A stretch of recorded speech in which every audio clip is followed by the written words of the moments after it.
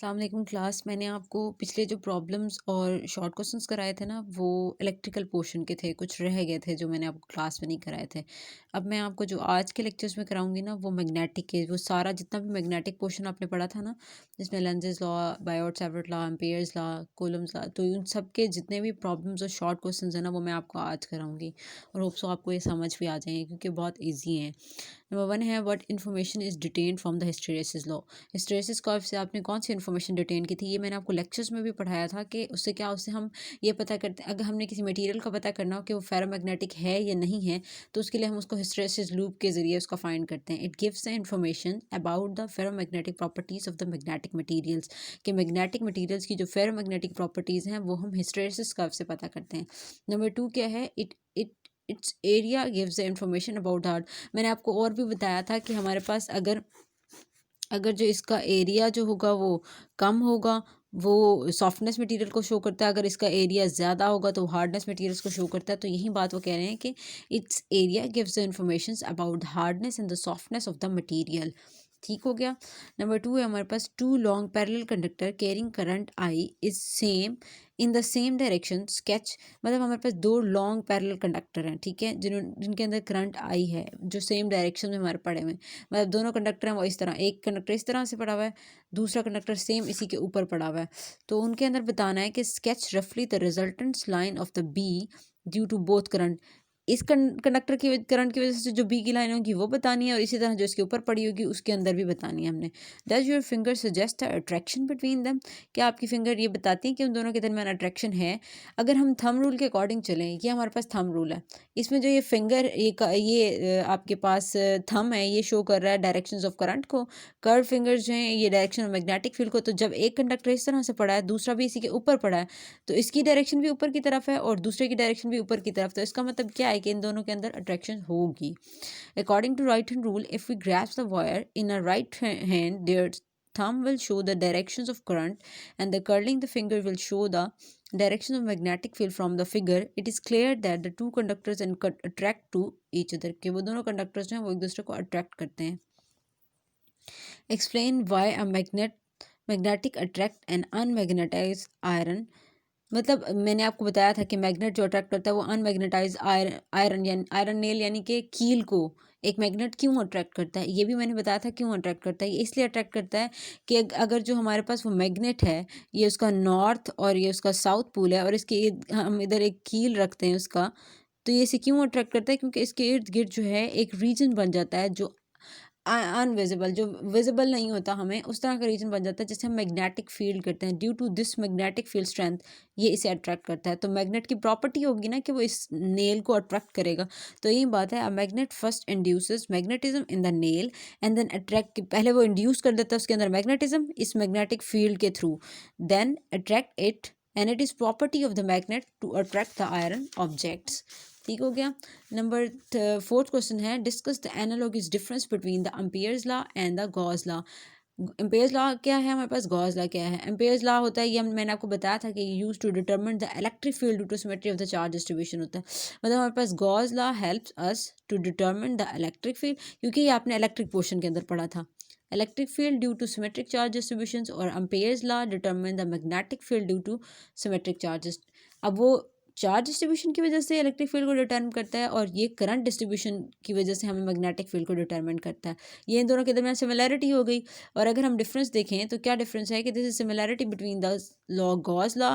अब Gauss law क्या है, is use to calculate the electric field, ये इलेक्ट्रिक फील्ड को कैलकुलेट करने के लिए यूज करता है due to charge enclose in a surface. और Ampere's law is use to calculate the magnetic field, क्योंकि ये मैग्नेटिक पोर्शन के अंदर था और ये हमारे पास इलेक्ट्रिक पोर्शन के अंदर था, इसलिए इससे इलेक्ट्रिक फील्ड को डिटरमिन करते हैं और इससे मैग्नेटिक फील्ड को डिटरमिन करते हैं। ठीक हो गया। Due to current enclosed Ampere's law, therefore यही इनके दरमियान डिफरेंस है कि वो इलेक्ट्रिक फील्ड को और मैग्नेटिक फील्ड को, और सिमिलैरिटी क्या है, वो इलेक्ट्रिक फील्ड को डिटरमिन करता है बाय चार्ज डिस्ट्रीब्यूशन और मैग्नेटिक फील्ड को डिटरमिन करता है बाय करंट डिस्ट्रीब्यूशन। नंबर 7 है, ये मैंने पीछे करा दिया। नंबर 10 में है, what is the difference between the paramagnetic material and the diamagnetic material. ये मैंने आपको बहुत क्लियरली समझाया था क्या होता है। जो पैरामैग्नेटिक मटेरियल होते हैं वो गेट मैग्नेटाइज करते हैं under the applied magnetic field, और इनके अंदर परमानेंट मैग्नेट्स नहीं होते। और इसकी एग्जांपल्स हम देखें तो हमारे पास एल्यूमिनियम और मैग्नीशियम होती हैं। और डायमैग्नेटिक मटेरियल्स वो होते हैं कि जिसके अंदर तो परमानेंट डायपोल मूवमेंट्स होते ही नहीं हैं, यानी कि ज़ीरो होते हैं, क्योंकि ये मटेरियल्स को which are repelled by the magnet, ये मैग्नेट से रिपेल किए जाते हैं, इसलिए इसे डायमैग्नेटिक मटेरियल कहते हैं। And the properties of the magnetism associated with such materials are called the diamagnet. इसका एक और नाम भी होता है जिसे हम कहते हैं नॉन मैग्नेट, तो इसे हम नॉन मैग्नेट भी कहते हैं। इसकी एग्जांपल में हमारे पास है कॉपर, सिल्वर एंड मरकरी। ये बहुत सिंपलेस्ट से शॉर्ट क्वेश्चन है। नेक्स्ट है हमारे पास, why do we need to define the directions of magnetic field B to be the directions of magnetic force. अच्छा, मैंने आपको एक इरेगुलर पाथ करवाया था वायर का इस तरह से। अब इस पे क्या था हमारे पास, इस पाथ पे मैग्नेटिक फील्ड तो इस डायरेक्शन में था हमारे पास, और इसकी जो फोर्स थी वो इस डायरेक्शन में थी। जबकि हम इलेक्ट्रिक फील्ड की बात करते हैं तो उसमें हमारे पास इलेक्ट्रिक फील्ड भी इसी डायरेक्शन में होती है और फोर्स भी इसी डायरेक्शन में होती है। तो ये वही बात है कि magnetic field always exert side way force, ये magnetic field always side way force होती है हमारे पास। और the moving charge has the direction of B is never taken to the direction of F, कि बी की डायरेक्शन कभी भी एफ की डायरेक्शन में नहीं होती, जबकि इलेक्ट्रिक फील्ड में ई की डायरेक्शन एफ की डायरेक्शन में होती है। How could we show that forces on a moving charge, how could we show that the forces between the two magnets are not electrostatic force? ये मैंने आपको इलेक्ट्रिक फील्ड के अंदर बताया था कि हमारे पास इलेक्ट्रोस्टैटिक फोर्सेज होती हैं, लेकिन जो मैग्नेटिक फील्ड है वो नॉन इलेक्ट्रोस्टैटिक फोर्स होती है। वो क्यों? हमारे पास हार्ड द मैग्नेटिक फील्ड, क्योंकि मैग्नेटिक फोर्स जो होती है वो अगर अगर हम हैड द मैग्नेटिक फोर्स, अगर हमारे पास मैग्नेटिक फोर्स है बीन इलेक्ट्रोस्टैटिक, अगर इलेक्ट्रोस्टैटिक है वो क्यों, तो उसके लिए क्या होना चाहिए, these would have been produce by the electrons, तो इलेक्ट्रॉन्स की वजह से प्रोड्यूस होनी चाहिए, तभी वो इलेक्ट्रोस्टैटिक होगी। इसीलिए इलेक्ट्रिक फील्ड होती है वो इलेक्ट्रोस्टैटिक होती है, वो दो चार्जेस के दरमियान होती है ना। दस just two electron which always, क्योंकि प्रोटॉन और इलेक्ट्रॉन के दरमियान होगी तो ही इलेक्ट्रोस्टैटिक फोर्स होगी। यहाँ पर वो कह रहा है कि इलेक्ट्रोस्टैटिक तब होगी जब हमारे पास इलेक्ट्रॉन्स होंगे। अगर दो इलेक्ट्रॉन्स होंगे तो ऑब्वियसली वो एक दूसरे को रिजेक्ट करेंगे, क्योंकि सिमिलर चार्जेस एक दूसरे को रिपेल करते हैं, ये इस तरफ मूव करेगा, ये इस तरफ मूव करेगा। अगर ये पॉजिटिव होता और ये नेगेटिव होता तो ही ये अट्रैक्ट करते, तो इलेक्ट्रोस्टैटिक फोर्स प्रोड्यूस होती है। दस just two electrons which always repel each other, the two magnet would also repels each other. जिस तरह दो इलेक्ट्रॉन एक दूसरे को रिपेल करते हैं, उसी तरह दो मैग्नेट्स एक दूसरे को रिपेल करते हैं, और इसलिए इनकी इलेक्ट्रोस्टैटिक फोर्स नहीं होती वो। नंबर 2 है, unlike the electrostatic force which is an inverse square. जो इलेक्ट्रोस्टैटिक फोर्स है उसके अकॉर्डिंग ये है, वो हमारे पास था ना, एफ इज इक्वल टू के Q1 Q2 divide by are square, तो ये था ना इलेक्ट्रोस्टैटिक फोर्स के अकॉर्डिंग। तो वो कहते हैं the force between the two magnet does not very, तो फोर्स इसके स्केयर के अकॉर्डिंग वेरी नहीं करती, फोर्स तो ऊपर चार्जेस के अकॉर्डिंग वेरी करती है, at the square of the distance between them. A beam of electron can be deflected either bye N electric field, मतलब एक ये हमारे पास सपोज एक वो है गैल्वानोमीटर है, ठीक है। अब वो बताता है कि क्या इसकी बीम जो है वो इलेक्ट्रिक फील्ड से आसानी से डिफ्लेक्ट हो जाती है या मैग्नेटिक फील्ड से। Is one method better than other, कौन सा मेथड इसमें से बेटर है, तो ये हम कहते हैं when the deflected by the magnetic field on the. अब अगर हम मैग्नेटिक फील्ड के अंदर रखें तो उसकी सिर्फ जो है ना path of the motion of the electron is change, सिर्फ अगर इलेक्ट्रॉन इस डायरेक्शन में मूव कर रहा है ना तो वो इस डायरेक्शन में मूव करना शुरू कर देगा ड्यू टू मैग्नेटिक फील्ड। उसकी स्पीड पे कोई इफेक्ट नहीं पड़ेगा, जितनी स्पीड से वो वहाँ मूव कर रहा है ना उतनी स्पीड से वो आगे भी मूव करना शुरू होगा। लेकिन अगर हम इलेक्ट्रिक फील्ड की बात करें तो इलेक्ट्रिक फील्ड में हमारे पास ना सिर्फ ये डिफ्लेक्ट कर देती है चार्ज पार्टिकल को, लेकिन उसको एक्सेलरेट भी कर देती है। एक्सेलरेट मतलब उसकी स्पीड को बढ़ा भी देती है कि वो और अच्छी स्पीड से मूव करना शुरू कर देता है। Of course the deflection with electric field, क्योंकि इससे तो हमारी इसकी स्पीड भी चेंज हो गई है ना, तो हम ये क्लियर हो गया कि इलेक्ट्रिक फील्ड से जो है ना डिफ्लेक्ट करना आसान है as compare to the magnetic field. ठीक हो गया। A conductor even though it is carrying a current as a zero net charge, मतलब एक कंडक्टर है हमारे पास जिसके अंदर करंट मौजूद है और उसका नेट चार्ज है वो जीरो है। Why then does a magnet, तो उसके अंदर मैग्नेटिक फील्ड क्यों होगा जब उसके अंदर करंट ही जीरो है।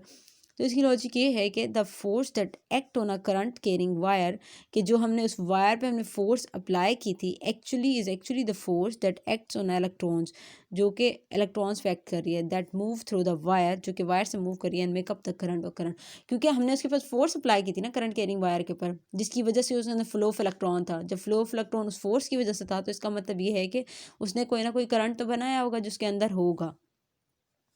नेक्स्ट क्वेश्चन है discuss the analogies mean similarity and the differences between the Coulomb's law and the Biot law. Coulomb's law भी हमारे पास इलेक्ट्रिक का है और बायोट सावर्ट लॉ हमारे पास मैग्नेटिक का। आप दोनों का डिफरेंस बताना है।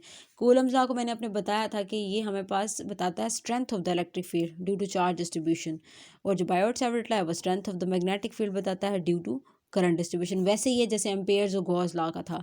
सिमिलरिटीज़ क्या हैं? Both electric and magnetic field depends inversely on the distance between the source and the field point. वहीं उसका इलेक्ट्रिक फील्ड भी और मैग्नेटिक फील्ड भी, ये अगर हम एफ ई की बात करें तो वो भी 1/r² के है, और अगर हम एफ एम की बात करें तो वो भी 1/r² के हैं। तो दोनों की सिमिलरिटीज़ वहीं हो जाएंगी हमारे पास।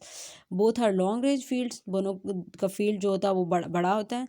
Superposition principle applies to both these field. उन दोनों पे आप, ये आगे आपको मैथमेटिक्स में आपने देखा था कि दोनों पे सुपरपोजिशन प्रिंसिपल ही अप्लाई होता है।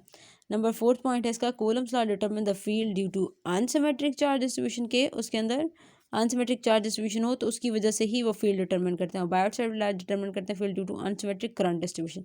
दोनों के अंदर अनसिमेट्री ही होता है। ये इन दोनों के दरमियान सिमिलैरिटीज़ हैं। अब हम चलते हैं न्यूमेरिकल प्रॉब्लम्स की तरफ। ये आपने एम्पियर्स लॉ के अंदर पढ़ा होगा, B = μ0I/2πr। Along straight wire जिसका रेडियस हमारे पास है 1.5 मिलीमीटर है, तो उसको मीटर में कन्वर्ट कर लेंगे, मल्टीप्लाई 10⁻³ कर देंगे। ये हमने कर दिया। कैरीज अ करंट ऑफ 32, और उसमें करंट क्या है 32 ampere. What is a magnetic field at the surface of the wire. अब हमने मैग्नेटिक फील्ड बताना है, तो according to Ampere's law B = μ0I/2πr। तो अब इसमें μ0 की वैल्यू आप जानते हैं 4π × 10⁻7 होती है। करंट हमें गिवन है 32 एम्पेयर। 2π की वैल्यू आप जानते हैं 3.14, और r हमारे पास 1.5 × 10⁻³ मीटर है। इन सब वैल्यूज़ को पुट कर दें आप, तो आपके पास बी आ जाएगा। बी का यूनिट हमारे पास टेस्ला होता है, तो इसलिए हमने उसको टेस्ला में लिख दिया। नेक्स्ट क्वेश्चन है हमारे पास,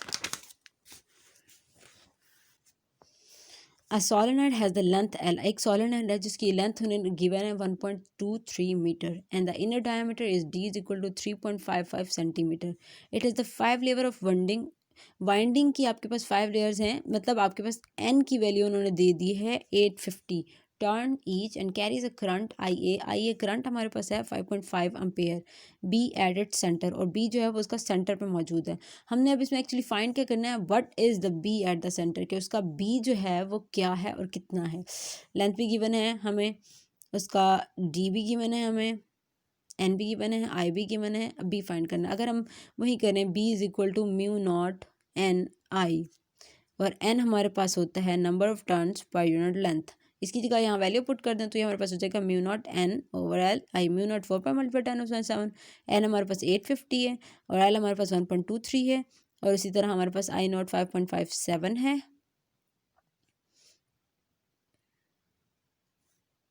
ठीक हो गया।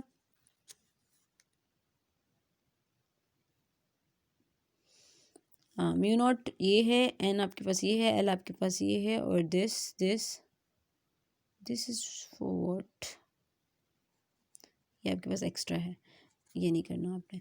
उसके okay clear. It has a 5 layer of winding, that's why we multiply the number of turns by 5 multiply this, so B हमारे पास ये उसकी वैल्यू आ गई बी की। नेक्स्ट हमारे पास है एन इलेक्ट्रिक फील्ड। अब इलेक्ट्रिक फील्ड उसने गिवन दी हमें 1.5 kilovolt per metre and the magnetic field is 0.44 tesla. Act on a moving electron to produce a force, calculate the minimum electron force. हमारे पास मैग्नेटिक फील्ड आपको मैंने पढ़ाया था F = QV होता है, और इलेक्ट्रिक फील्ड F = QE होता है। अगर हम Q को इलेक्ट्रॉन की फॉर्म में लिखें तो EV भी हो जाएगा, और इसको हम इसकी फॉर्म में लिख रहे हैं तो ये EE हो जाएगा। दोनों को कंपेयर कर लें तो ये बन जाएगा मैग्नेटिक फील्ड फोर्स और इलेक्ट्रिक फील्ड फोर्स EVB और EEB।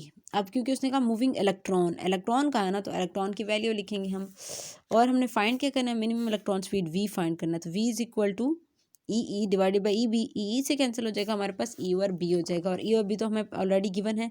E हमारे पास 1.5 और B हमारे पास 0.44 टेस्ला है, तो ये हमारे पास मीटर पर सेकेंड में V फाइंड हो जाएगा। नेक्स्ट चलते हैं हम,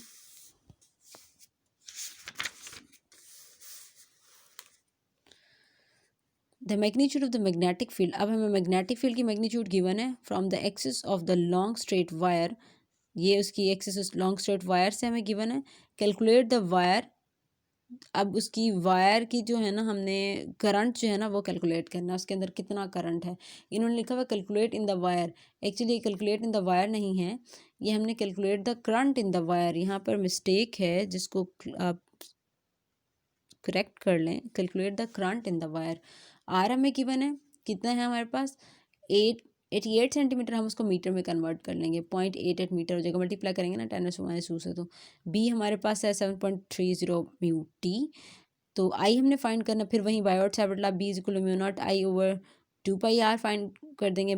अब बी हमें गिवन है, आई फाइंड करना है, ये वैल्यूज उधर ले जाएं, B multiply 2 pi R divided by mu naught. तो 7.3 multiply 10⁻6 multiply 2 pi divided by 4, mu naught की वैल्यू पुट करें तो 4 पाई मल्टीप्लाई 10⁻7, तो ये 36.5 एम्पियर्स हो जाएगा हमारे पास। सोलेनोइड हमारे पास 95.6 सेंटीमीटर है long and a radius is 1.9 centimetre. A winding उसका नंबर ऑफ टर्न्स जो हैं वो 1230 टर्न्स हैं एंड कैरीज अ करंट हमारे पास है 3.58 ampere. Calculate the strength of the magnetic field inside the solenoid. अब सोलेनोइड के अंदर जो है उस मैग्नेटिक फील्ड की स्ट्रेंथ फाइंड करनी है, यानी कि बी फाइंड करना है। एक्चुअली यहाँ जितने भी प्रॉब्लम्स हैं वो सारे जो है हमारे पास वही एम्पेयर्स ला के अकॉर्डिंग है, B is equal to mu not an I. L given है हमें सेंटीमीटर में, उसको मीटर में हमने कन्वर्ट कर दिया। आर हमें गिवन है 1.90 सेंटीमीटर में, हमने उसको मीटर में कन्वर्ट कर दिया, 1.9 multiply 10⁻² metre. Number of turns हमें 1230 गिवन है, करंट हमें गिवन है और बी हमने फाइंड करना है। सिंपलेस्ट फार्मूला लगेगा B is equal to mu not an I, और इस एन को हम n is equal to capital N over L पे लिखेंगे, वैल्यूज पुट कर देंगे सारी। बी म्यू नॉट हमारे पास 4 पाई मल्टीप्लाई 10⁻7 होता है, वो वैल्यूज पुट करेंगे आप। तो ये आपके पास हो जाएगा 4 पाई multiply 10⁻7 multiply 1230 multiply 3.58 divided by 4.956, सबको मल्टीप्लाई करेंगे तो आपके पास गिवन जो होगा वो होगा 5.8 मल्टीप्लाई 10⁻³ टेस्ला। ये प्रॉब्लम से कुछ मैग्नेटिक फील्ड के मतलब मैग्नेटिक पोर्शन के, अभी कुछ मैग्नेटिक पोर्शन के रहते हैं, इंशाल्लाह वो मैं आपको नेक्स्ट लेक्चर में पढ़ाऊँगी। अल्लाह हाफिज़।